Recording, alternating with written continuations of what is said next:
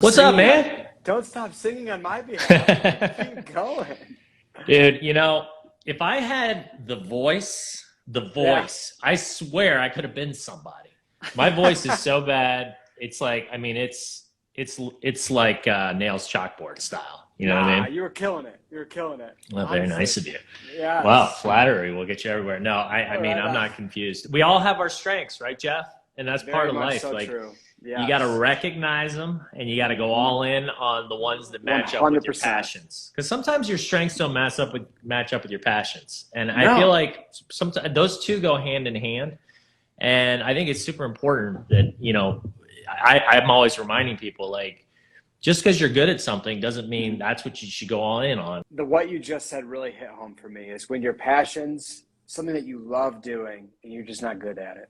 And I don't know why. You struck a chord, but it's the hardest. Yeah, thing people don't really talk about that much, right? I feel like it's very, it's very like, strengths and passions are almost exclusive sometimes. Like, people will say you want to focus on your strengths and you want to focus on your passions, but you don't hear people say you want to focus on your strengths/passions, which is really what it's about. I like that. Yes. Truth. My God, I just came up with it. Brilliant. Yeah, all right. Yes, let's clip this one out. No, I'm just kidding. So, dude, so psyched to have you on. This is how I roll. Thank you. You'll see my ADD brain. I'll like get on something. We'll start talking about it. So hopefully this will be a good little, and interrupt me at any time, chime in. I was researching you more, checking you out. You seem to be completely in line with me and what I'm doing, and then the people that are watching on this show. Right on. Tell us more about you and kind of your journey on how you got here, and what your goal is moving forward. Sure. So I really have. You mentioned it in earlier that I have a huge passion for people and human dynamics and interactions and how it all flows into our everyday life. And the thing that I do day to day, I'm sitting in an office right now, I work as a marketing executive for a company called Convivial Brands. And that is my proverbial day job. But what I was finding is 90% of what I do is all in coaching people, working with people, understanding their love languages, understanding what makes them tick.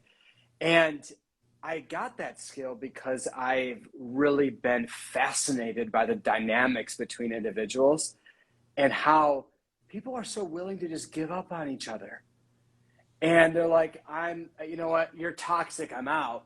And I'm like, you just missed about 90,000 nuances in that whole entire thing. And you just went from this to this and forgot everything in the middle, right? Right. And that, I think, is what has really led me to this conversation of like, how do we work with each other? How do we communicate better? And then there's this phrase of like, just be yourself and screw the haters. Well, like, what if yourself sucks? Well, that's a good point. Right.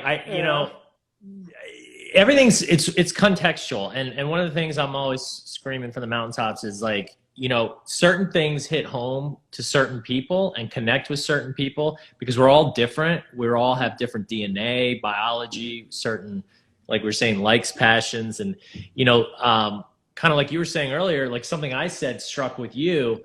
And, one of those statements, like, just be yourself, do it's like, no, you've got to get to the core of like who you are as a human being. And that's the first step. And like, what is it that, I really want? Well, what is truly important to me? Mm-hmm. And then it's like, how can I get there? Right. 100%. Yes. Cause then you could build on something. Otherwise you're just stuck in this, like, what is me? And it's kind of just a reflection of what everyone has told you are. No one takes the time these days. I should say no one. Very few of us take the time to self-reflect to a point where they totally understand, as you mentioned, Will, to your core on who you are. Yeah. And, tough.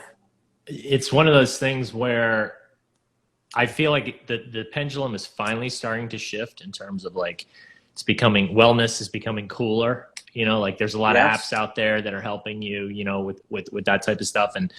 And whereas before it was very much like, well, I want to physically look as awesome as possible, but I'm not going to spend any time on my mental health and emotional health and right. Yeah. you know, it's been like, I feel like money and physical it's been the two main focuses. And I think, I mean, it still primarily is in the world. Right. You know, people care about their looks, how they're perceived, and how much money they have, right? Power, Right status, all those things. And so, but unfortunately, those are not the recipes for happiness. And that's been proven time and time and time and time again.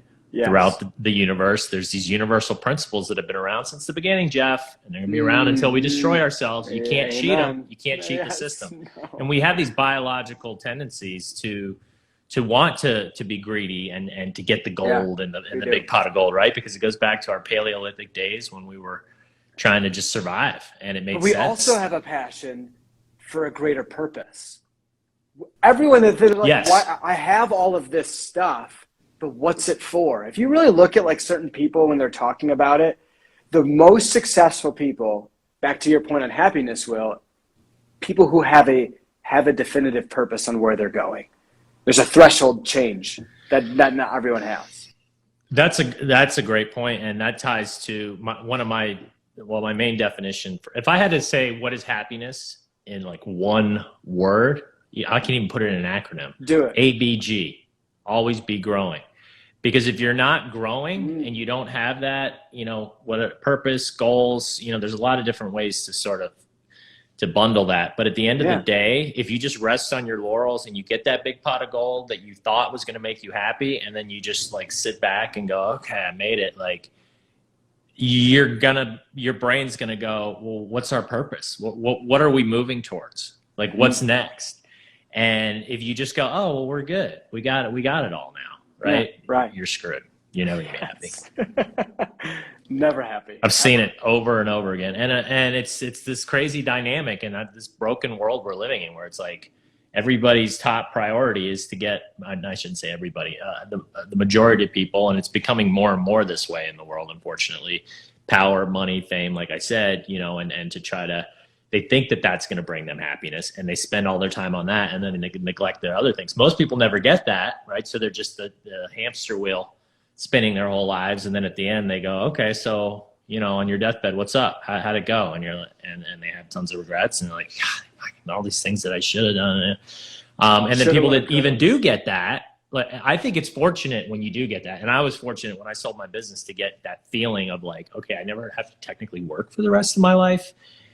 Now what? And luckily I've been doing a lot of this stuff we're talking about here in terms of, you know, figuring out what is actually important in my life and what will make me happy. So I already kind of knew that was coming, but it was neat to see it actually happen, where it was like, wow, it felt great. Don't get me wrong. I mean, it was like, it was a huge anchor off my shoulder, a business I've been building for 10 years. And, you know, I took a couple of weeks off. It was a restaurant delivery service. It was called Doorstep Delivery. It was like a Grubhub or an Uber Eats or a DoorDash. We started way before those guys. You know, we were ahead of the curve. But we bootstrapped it. We did it without any capital. At the end, we merged with another company and we raised capital. That's how we were able to exit. But originally, we were the only games in town. We started the same year the iPhone came out. And it was like we started taking orders. We immediately started taking orders on the phone, but it was so archaic, right? And then obviously now you look at the evolution and how things have gone. But, you know, that 2 weeks or so, you know, where I was just like, and I played golf and I chilled and I did think, but it was like, okay, now what? ABG, always be growing. Okay, how do I grow? And if I just sat around and tried to fill that feeling of like, now what, with drugs or alcohol or food or, you know, whatever, which a lot of people do because they don't understand these things we're talking about, then it's, you know, you end up dead. Sad. Like Elvis Presley and many others. Since literally. Well, it's really interesting that you mentioned that. I was just having a conversation with my wife last night, and one of my key phrases that I say to myself and my team and to people I coach is, it's okay to lose sight of your vision. It is, and your goals. But it's not okay to do nothing about it. And I will be honest with you, like getting really real, I was thinking and prepping for this conversation. I'm like, definition of happiness, like, dang, like, I've been like sad for a while. And, you know, I'm growing steadily on social, which has been awesome. Our businesses are doing really well, which has been awesome. I have a great team. I have a great family. Why am I sad? And So let's talk about it. Yeah. Why are Yeah, you? right? Why do you think it is? well, it dawned on me last night. I'm like, Okay. I literally haven't sat down and written my goals on what's important to me. And so when I don't do that, everybody else's agenda becomes important, has to become more important to you than what you want. Right. It's like an email. An email I've read is a to-do list that everyone else populates for you. It's the same concept with other people's mindsets, agendas, and objectives. If you aren't clear on your goals and where you're going and you're not growing, you're stuck in a mess. All right, can we talk about this for a second? Because I love that, right? And you just hit it on the head. I mean, every single human. It's not like some people have that need to that burning inside flame that goes, well, where are we going? How am I moving? And I call them these 5 core areas. But again, it's not just your career and finances. It's not just your physical. It's your relationships. It's your mindset. It's your emotional health. It's your strengths, passions, the things that you love to do, and making sure you're proactively incorporating those into your life. It's making sure that you are dealing and handling stress. You're not focusing on the past. Like, all these things come into play. And if you neglect these areas that all kind of combine and form your overall happiness. And to me, it's all about just like saying, one of the best exercises that I like to do with people is like just to get rid of all the bullshit of what's actually important and what you should be doing every single day with your life is flash forward. I call it back to the future exercise. Flash forward to the end of your life. I was an 80s kid. Huge. Love that movie. Fan. Yeah. So you flash forward to the end of your life, right? And you go, okay, if I know that these cores are these main things that basically make a human being happy, where do I want to end up in each of them? Like, what do I want people to say about me in each of these cores? And it's like, boom, crystal clear. Okay, if that's what you want set on your deathbed, now let's go back to the past. We went to the future. Now let's go back and let's go, okay, what do we need to get going on right away? And that's your prioritized list, right? Instead of what you were just saying, which everybody does, including myself. It's so hard to get caught up, especially if you're not regularly reviewing your goals and the things that are important, that the career and the finance are one of these cores. You know, maybe the guy that's hitting the gym 6 days a week and it's like, that's all he's got going, right, is going to take over. And then all of a sudden, you know, you're like, well, something's lacking. Well, why aren't I happy? Well, what's the deal? I'm doing well. This was what I'm spending all my time on. It's like, no, duh. You can't have happiness without the other stuff. No, you're unfulfilled. It's a meaningless journey. There's no end result in that. And going back to like what you were saying, like with the like just being pulled in directions, like the email thing, like I call it a growth owner versus a fixed victim. And that's what life is about, is being a growth owner versus a fixed victim is somebody that says, I was born the way I was born. I got certain strengths, but got lots of weaknesses. And, you know, there's not really much I can do about it. And I'm just going to try to like make my way through life. And hopefully maybe I'll hit the lottery one day or something great will happen to me. Right. Like, and you're just being pulled in every direction by everything around you versus that growth owner that's like, all right, mofo, let's go. Yes. We got everything we need. And you know what? We're not perfect. We've got weaknesses. I don't even like that word because it's like we have things that aren't our biggest strengths and passions. And you figure out how to outsource and work around those things or get a partner that is good at those things. If it's a business or, you know, whatever it is. And, or if it's a marriage or relationship, friendship, you know, you want the yin yang, you know, people that balance you out. And, you know, you focus on those things that you love and are good at, and obstacles are temporary roadblocks. Waiting for solutions, right? You give fear the finger, and it's like, let's freaking go, becoming bigger, better, faster, stronger every step of the way as you're making your way towards those ultimate goals in each of your cores. Right on. And you mentioned something that I want to touch on with fear, and you say it so like matter of fact, is just give fear the finger and get out of my way and do it. It is the hardest thing I think for people to do, because everything bad in life, everything, I am convinced there is no maybe some things. 100% of negative things that happen to people is all because of fear. Period. I would not disagree with that. I mean, you look at war, right? I mean, just from not only personal, but like societal, like every war that's been started. What is that? What is that? Is that because you're not scared?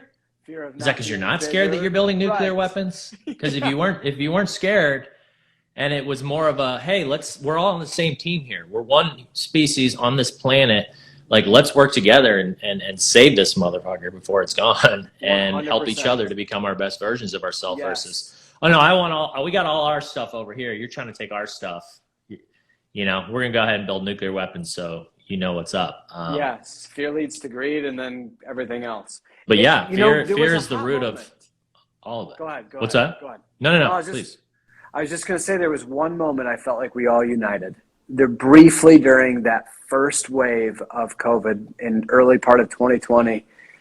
And I felt it. I don't know if you did, but it was like a wave of unity across the world. And it was like maybe it was brief. It wasn't like months. It was maybe a couple weeks.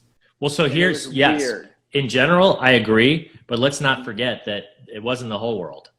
There was everybody hating one specific continent, one country that was blaming them that they started it, right? Without any actual evidence. And I'm not here to say whether they did or not.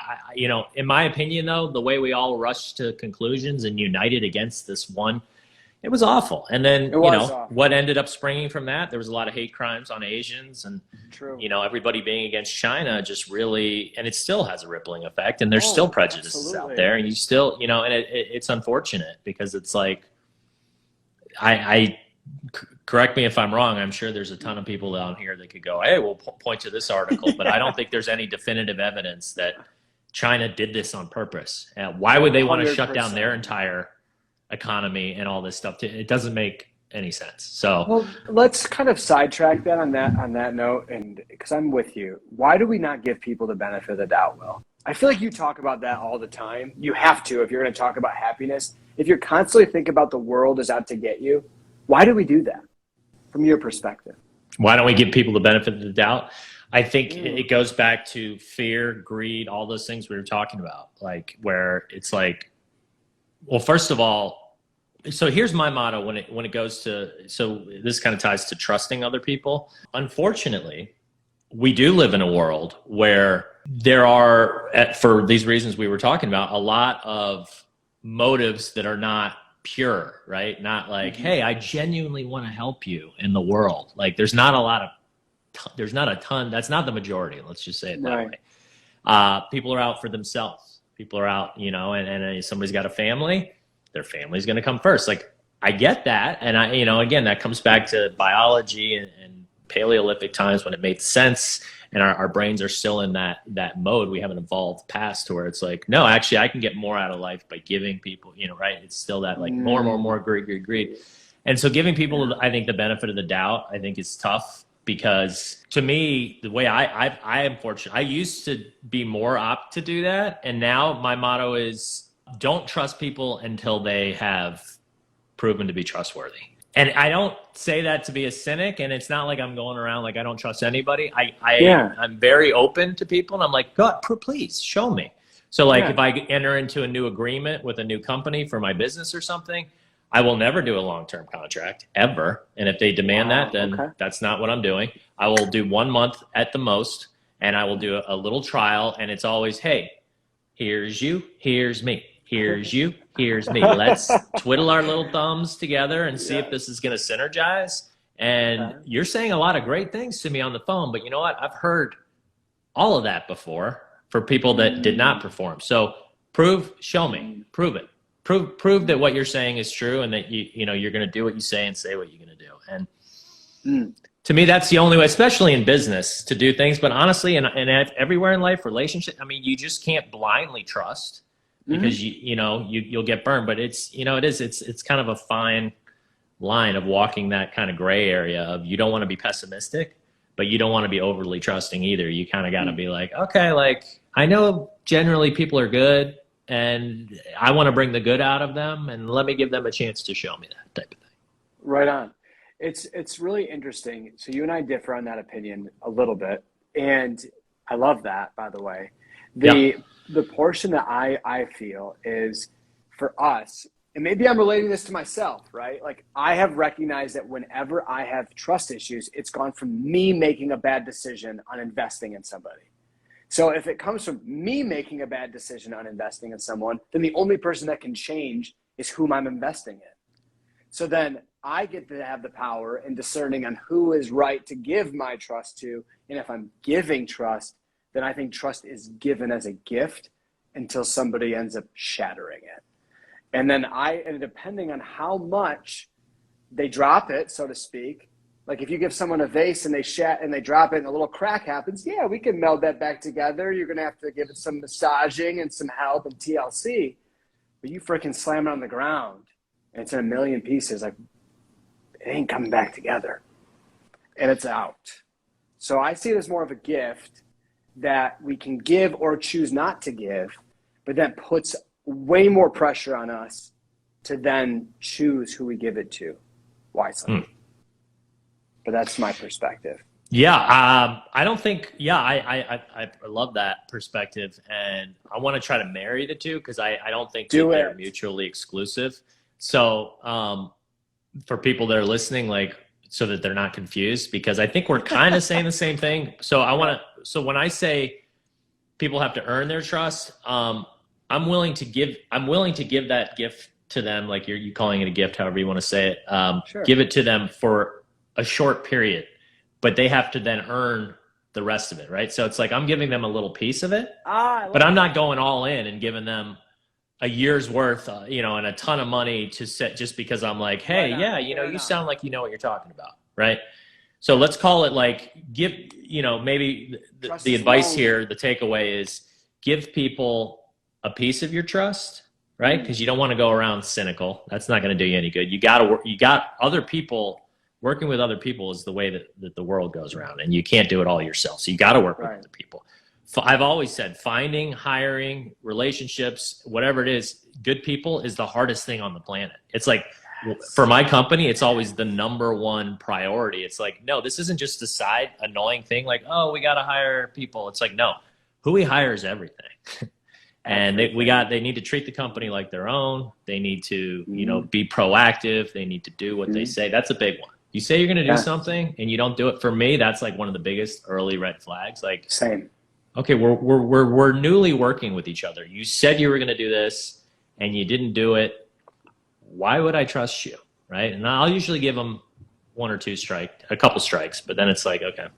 And one of the best books I ever read, The Energy Bus, talked about how important it is to get the right people on the bus immediately and get the wrong people off even quicker. Right. And when you get the right people on, you want to hold on to them. So I think a lot of companies, a lot of relationships, personal business, you end up, having making excuses on why you shouldn't dump this person. And like, I'll give them another chance. And then it just ends up hurting you way more in the long run. I agree with you. It's very interesting that business relationships, as you're mentioning, mirror our personal relationships, very much so. If we have a hard time letting go of people in our personal lives, it often trickles into business. And it also will, I'm sure you know this, but the compounding effect a bad hire has on your team, on your good team members, it's awful. That motto, because when you have, it's like a cancer. It's a disease, and it just metastasizes and it spreads to the rest of the organization. And then you're spending more time cleaning up messes and managing this cancer that has spread. Yes. Ugh. But hard to do. And right, personal business, people get in relationships and they just don't see it. And again, this goes back to that 10,000th of view of what we're saying, like just becoming aware, like what do you want said about you at your funeral? Like, in your relationships, do you want to say, oh, he was in a kind of a relationship with a real narcissist that just kind of abused him mentally his whole life. And, but he stuck it out. It's like, no, he recognized, what would elevate him to the next level. He found somebody that was a teammate and the two of them were like this unstoppable force, and you know, they were able to work through all their problems. Because like, are you married, Tim? Yeah. Yeah. Excuse me, Jeff. Right. I mean, so marriage, you know, it's not easy, and it's one of those things where you can look at it two ways, and 50%, I don't know if that's still accurate, but let's call it 50% of people ends in divorce, marriages end in divorce. And I think it's the difference between this and this, right? It's, okay, I was born this way, and this is the way I think. I was born this way, and this is the way I would think. You know, we had this little love, you know, puppy dog ice cream stage where we, you know, were attracted to each other and had enough in common. But now it's like, here we are, we're in for life. Yes. And if you're going like, okay, no, it's my way. No, it's my way. Like, and then we start making assumptions and expectations about the other people, and they're not doing the things we would do them. Right on. And you try to change them. You're so screwed. Like, so you're never, ever. But if you see it from that 10,000 foot view of like, okay, like they're different than me. What are these areas that we can agree on that we are the main, you know, when you marry somebody or spend, you know, in general, you want to make sure the big issues are in line. Yeah. And then it's like, okay, like, do we have a good communicative process to where if we do disagree on something, instead of yelling or fighting or slamming the door and not talking and being bitter for days, it's okay, I see where you're coming from. I see it this way. How can we work together to find a mutual agreement? And that's like one of the hardest things on the planet to do, right? 100% it is. And that's what I literally what had prompted me to go into this whole entire social space is because people don't know that right there. And they recognize that there's a problem. They recognize there's an issue, but they don't recognize how to solve it. And that it can be solved. The only thing that they've been taught for so many people, I'm actually getting more and more shocked, Will, the amount of people that are been taught, this didn't work, exit. There's no in between. There's no, this is how it made me feel. When, you know, it's all about, if you can share your emotions in an effective way, while also being empathetic to how another person feels, you can win. And it might hurt, but I have found, and you're married, yeah? Yep. So you probably have found the same way, that when you make up from all those things, and we get in fights regularly, not like bad ones, just arguments, right? But then our relationship actually gets stronger. It's like a muscle. It has to rip a little bit in order for it to get stronger every single time. Yeah. And so people are scared of that initial rip, and it ends up killing them before they get even stronger. Yeah, no, that's a good way to put it. I agree with that. And so, and I think counseling should be something that's like, right. I mean, and again, we talked about at the beginning of the show, how like wellness and actually going out and trying to help your mental health and your relationship and whatever it is becoming a lot more acceptable and stuff. Like counseling, like used to be this like, oh, they're in counseling.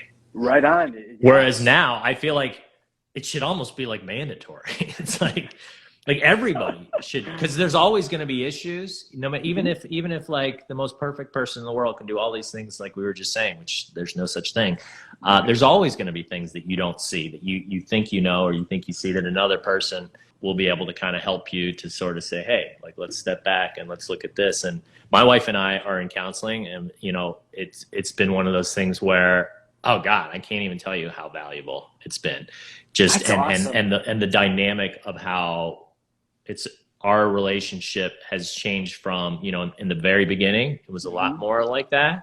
Yeah. And I'm just by nature, I'm stubborn, and so is she. And so it was just like, we would dig our heels in and be like, I'm right. You're right. Right. And again, as much as I know, and this is what I do for a living now, granted, you know, I've gotten way more into this stuff in the last several years, but, you know, which is, and I look back and I'm like, oh, what was the point of that? Like, that was just right. But so many people that don't have that knowledge and that universal principle of, if you ain't doing this and you're doing this, it's just inevitable. You're going to break up. It's just a matter of time. Right. I really want to commend like your humility, like for being able to say like, this is what I'm struggling with, or, you know, like I know I'm stubborn, and then doing something about it. That is the key in anything in life, right? Like me, I was feeling so depressed and sad over the last few weeks, and I'm like, what is going on with me, right? And it's like, well, I'm not doing the right things for myself, or I'm hard on myself, or I'm self-critical, or I'm not feeling grateful for all that I've been given. And the fact that you're so willing and open, Will, to share your 2 cents on what you do to make things better and that it's been successful is, I think, a lesson any of us can take is sharing your story. While it may be minor to you, could be leaps and bounds impactful for others. So thanks for sharing that. I appreciate. Yeah, absolutely. And here's the way I think people should look at it is there's no shame in needing help because we all need help. And so it's like, heck yeah, I want to be the best version of myself. Duh. Like, don't you? And why wouldn't I do everything? Just like you want to get in the best physical shape. What do? You go to the gym, you work out, you eat well.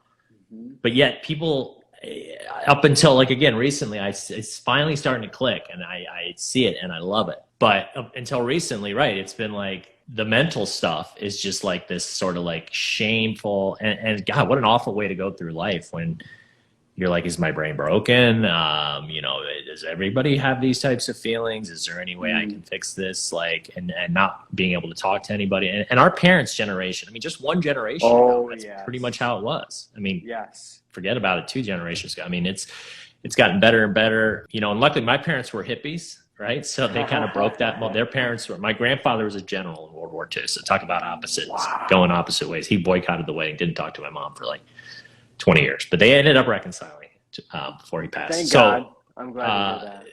But, and they they did have that sort of like, I was raised, and I saw both sides because I actually ended up spending a lot of time with my grandparents and my parents. My parents really showed me that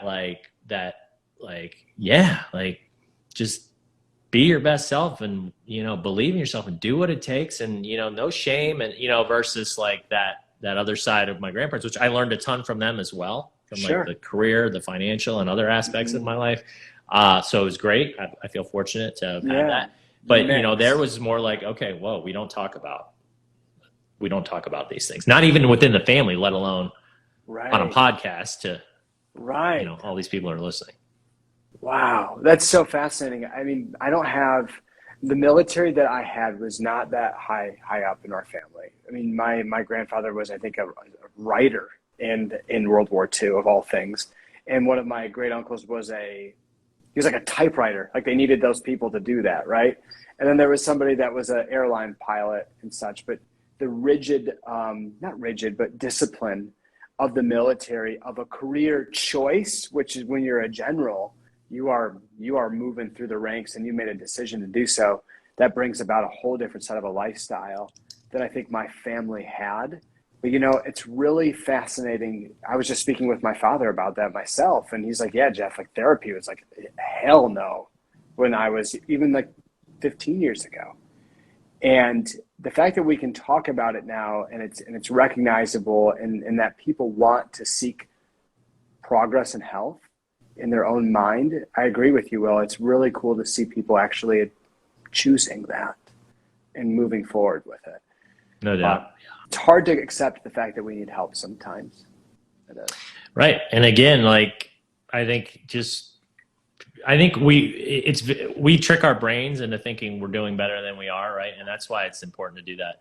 Along with that back to the future exercise I mentioned, where it's like, okay, well, where do I really want to be? Then you go to the present. And I actually have this exercise where you make a list of all your habits, all the things you basically do throughout the day. And you're not going to get them all in one day because there's so many things that you do that are just on autopilot and you don't think about it. And the way I look at life is you either have neutral, failure, or success habits. And it's that simple. I like and that. So it's like you put a spotlight on what are these failure habits that I'm doing that are hurting me, killing my momentum, making me less happy, making me sad, whatever, and each of your cores. And then, okay, where do I want to end up? And so it's like, okay, let's get going on replacing those failure with success habits. And if there's a neutral one, like, like you wake up, okay, like you can combine that with a success. Okay, wake up and immediately, grab a book or, whatever it is for you. My eyes, they've gotten worse as I've gotten older. I can no longer see for the first 5 minutes of my life. So that's not an option for me anymore. Well, I mean, it's blurry, right? It's not like, so it's funny. I just ordered readers yesterday. No kidding. But so, yeah, I mean, right. And so it's like, there's all these opportunities out there. And if you just are aware of all these things you're doing and you get that list, and I have this master list and I still have red ones on there. I have them in green and red. They're neutral or black. Green are the positive ones I'm doing that I want to continue to build on. And then the red are the ones like, what am I doing here? Like, we got to replace those. And to me, it's kind of that simple. And then it's like, okay, if you look at all the things that you want in your life and where you're headed, and you look at the habits on a daily basis, and you're just slowly but surely, again, use the word compounding earlier, which is one of my favorite words, because it ain't going to happen overnight, instant generation. Everybody thinks they can just hit a button and get what they want. Lickety split delivered in, a day for $9.99. It's not how it works. You even had to buy Bitcoin in 2013 to have it do anything for you right now. So everything takes time. God, I wish I'd gotten Bitcoin. I remember my buddy at the gym, who was like one of these guys that was always into everything and nothing ever worked out. And he came and he's like, oh, there's this black diamond, it's a fucking powder that'll heal your skin. There was always something that this guy was, peddling. Yeah. And he would do the MLMs and multi-level marketing things and stuff, and a great guy, but sure.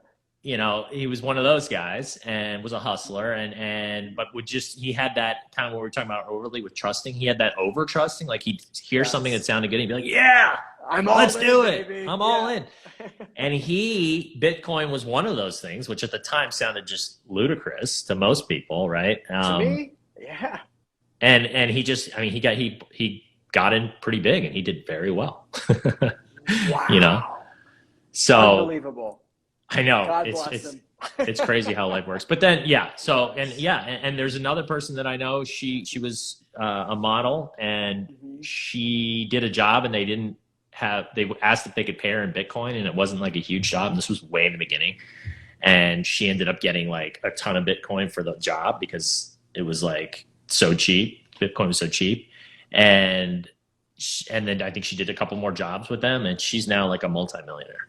I mean, I don't doubt it's just nuts. Yes. It's nuts how this stuff works, right? You had 30 Bitcoin, which is not a lot back in that day. And then it goes up to, just hit a new all-time high, 66K today. Just stupid. Yeah, 66K times 30 Bitcoin. What is that, 990,000? Yeah. And you're a millionaire. Yeah, millionaire, even more, yeah. Wow. Nuts. So we've been kind of all over the place. Like I said, we were going to do, I warned you. Yeah. Is there anything in particular, you want to discuss, about what you're doing and kind of your mission and your goals moving forward? Sure. And how you want to help people, and, how people can learn more about you as well?